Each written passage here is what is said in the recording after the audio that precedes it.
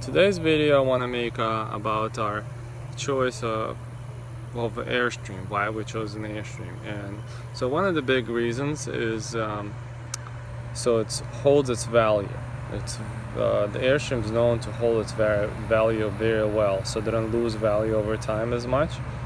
And so if we decide for whatever reason not to travel anymore, we can get our money back, most of it or all of it. I've seen so many times that people sell the airstreams, and they sell them like within a week or two, and it's gone. And usually people get the full asking price, so that which is good for airstream owners. And I read at multiple places that they just sell very well. There's just almost no time to sell them. So that was good. The other part, supposedly they tow much nicer than other trailers. I haven't towed other RVs, so I don't know what that's like. So the only experience I have is towing airstream. So when we got it for that reason.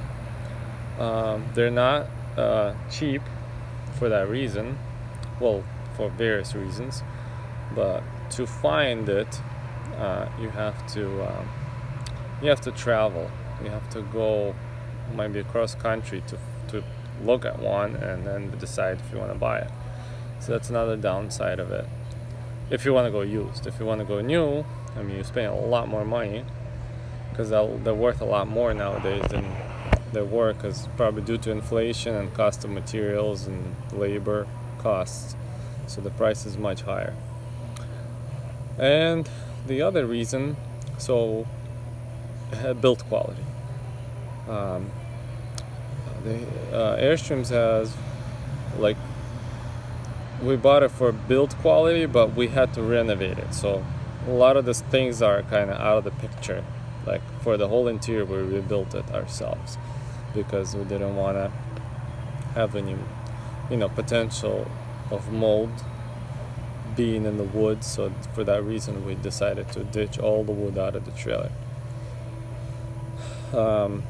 But during the deconstruction of the airstream, I found why they hold their value, or why they're so valued. First of all, aluminum structure. Everything's aluminum, so they just last for decades.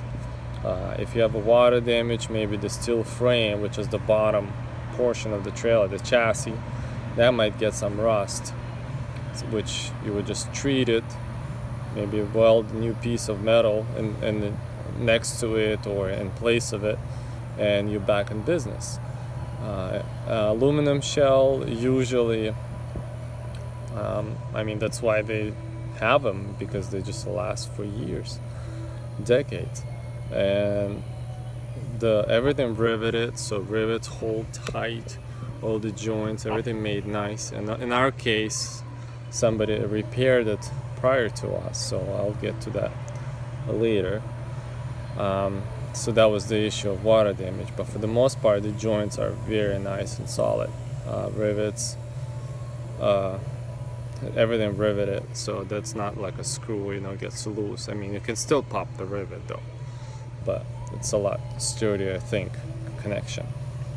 Then you got torsion bars, independent suspension torsion bars. So I heard you can snap the leaf spring on a typical trailer, tow in the large load and hit the pothole or something. So I guess you could. I'm not a professional at this. All the things I've been researching, and torsion bars, a lot, they can withstand the high impacts and stuff. And there's not as shaky, because I went to my relative's house, and he's like, "Oh wow, your trailer is not shaking as much." I'm like, "What are you talking about?" And then we started talking. He said, "Well, we have leaf springs and that's it." And then I'm like, "Well, I also have shocks." So airstream not only have a torsion bars, they also have shocks to dampen the impact. So that's another plus. I mean, I guess a lot of the trailers don't have shocks at all. So that's a great positive. So besides, they give you 2 batteries. There's 2 battery boxes, 2 batteries. I'm doing electrical. I did electrical too. So I know the electrical components, everything 12 gauge wire, which is really good. I mean, the whole trailer, everything 20 amp, 12 gauge. I'm not sure about the rest of the RVs if they're the same way, but I noticed that. Then I also noticed the breaker panel, the circuit breakers on my particular rig. I don't know about the new Airstreams, I think they use something different, but it's a square DQO. That's the most expensive breakers on the market, I think. I think they're top of the line as far as I know. Then all the wiring, I mean, everything is a higher. It's a 12 gauge multi-strand wire. Plumbing, it's all PEX with the copper 90s and copper rings. I've seen other RVs, they have plastic 90s or plastic fittings, and I don't think they had copper rings as well. I'll show you that later when I talk about plumbing. Then all the cabinetry, I took all the cabinets out. Everything is it's either plywood, I think birch I would say, or oak plywood, and all the fronts, the frame, and the actual doors, they're all solid oak. Those things are heavy. Everything pocket screwed, you know, they use a pocket, what is it called, the jig that makes pockets, so they have a screw. Yeah, they drill out pockets, and then that's how secured all the pieces together. So it's a very secure connection. Also, everything is screwed to the floor, to the wall, to the ceiling with ton of screws. I took out so many screws, it's crazy. The whole trailer, there's so many screws for all the furniture. Everything's screwed down in so many places. No wonder they hold up so well over the years. Then another thing they do have a slim air conditioners. So typically you see on top RV, not big, tall air conditioning. On Airstreams, they use a low profile air conditioning, so that doesn't raise the height, which is really good. I mean, I almost go almost anywhere, and most of the time I could clear no problem, any obstacle, even in the woods, you know, and I'm not as tall as the other RVs. I'm only 9'6" or 7" with the wheels that I put on. They have aluminum wheels, real good wheels. What else? Well, the propane bottles, they gave you 2 propane bottles. I believe they're 30-pound each, and they have the level with the gauge from empty to full, so it shows you exact amount. And my bottles are 17 years old, and they show correct level, both of them. And they also connect to the wires. They go to the monitors. They'll show you on the monitor how much propane you have in your bottles.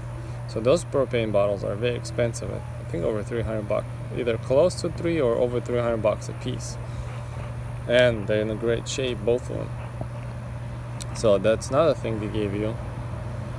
What else? I mean, the sliders. Some of the drawers sliders are like very expensive hardware. I think I looked up the replacement, and some of them they're like close to $100. So yeah, so build quality is very well. If you can get one that's well taken care of, no damage before, or it's done nicely, you can inspect the rivets. That's a great trailer to get. I've heard people, you know, buy like old ones, and like 2008 or 2005 even, I heard, like, you know, they really like it. You know, some might have leaks, but you have to inspect the sealant on the roof annually in case they cracked or something. Mine had just excessive leaks, so I had to address that, and that actually caused the further damage. So that's our reasons to get an Airstream, and we love it. Like, we're traveling now, and it's been holding up very well. We like the ease of the maneuverability, the height, going through forests and stuff, we really enjoy it. Alright, well, I think that wraps up this video.